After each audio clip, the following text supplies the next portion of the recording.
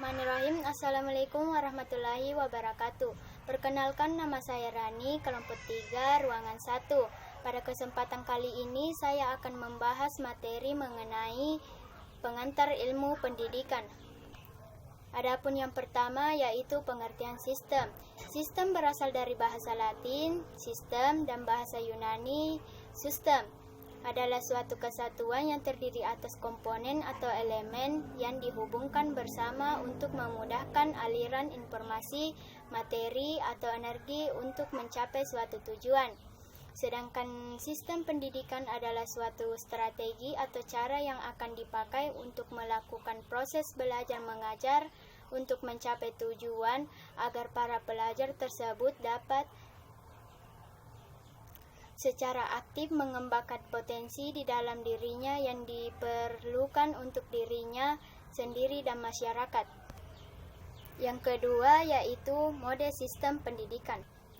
Sistem pendidikan adalah strategi atau mode yang digunakan dalam proses belajar mengajar untuk tujuan agar peserta didik dapat secara aktif mengembangkan potensi di dalam dirinya. Salah satu mode pendidikan yang ideal diimplementasikan dalam strategi pembelajaran. Meningkatkan kualitas belajar mengajar sangat perlu di sekolah. Seorang guru dituntut dalam mengembangkan mode pembelajaran yang tepat. Harapannya, mode ini dapat mengembangkan potensi anak didik dalam pembelajaran.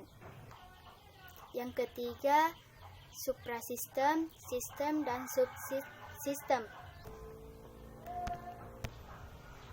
Sistem adalah kumpulan, grup komponen, apapun baik fisik yang saling berhubungan satu sama lain dan bekerja sama secara harmonis untuk mencapai satu tujuan tertentu.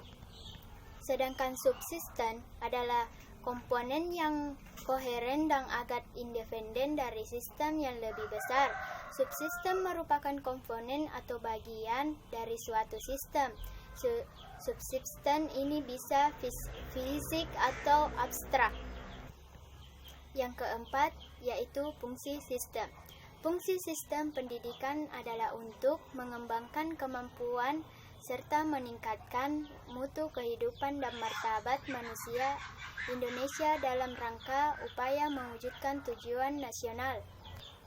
Tujuan sistem pendidikan nasional yaitu untuk berkembangnya potensi peserta didik agar menjadi manusia yang beriman dan bertakwa kepada Tuhan Yang Maha Esa, berakhlak mulia, sehat, berilmu, mandiri, dan menjadi warga negara yang demokratis dan bertanggung jawab.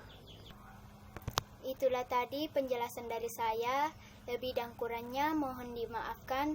Saya akhiri dengan ucapan wabillahi taufik wal hidayah. Assalamualaikum warahmatullahi wabarakatuh.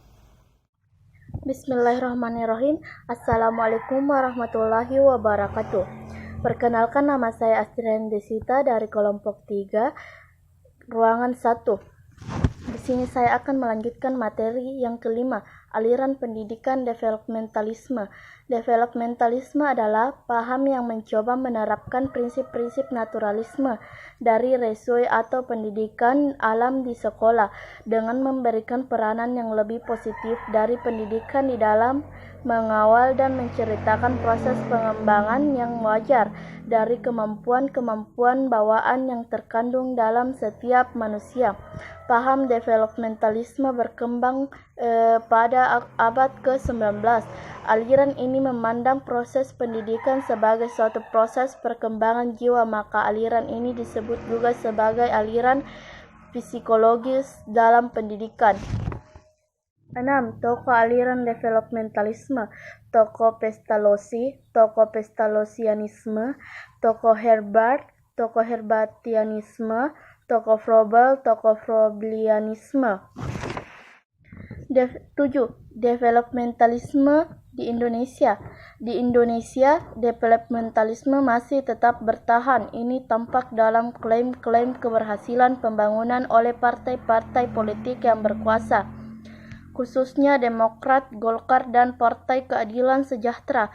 Klaim keberhasilan ini diantaranya pengendalian inflasi dan penjagaan stabilitas moneter, tercapainya swasembada beras, peningkatan kesejahteraan masyarakat melalui bantuan langsung tunai kepada penduduk miskin, peningkatan anggaran pendidikan dan pelayanan kesejahteraan masyarakat, peningkatan agar ekspor serta pertumbuhan ekonomi di tengah krisis keuangan global. Assalamualaikum warahmatullahi wabarakatuh.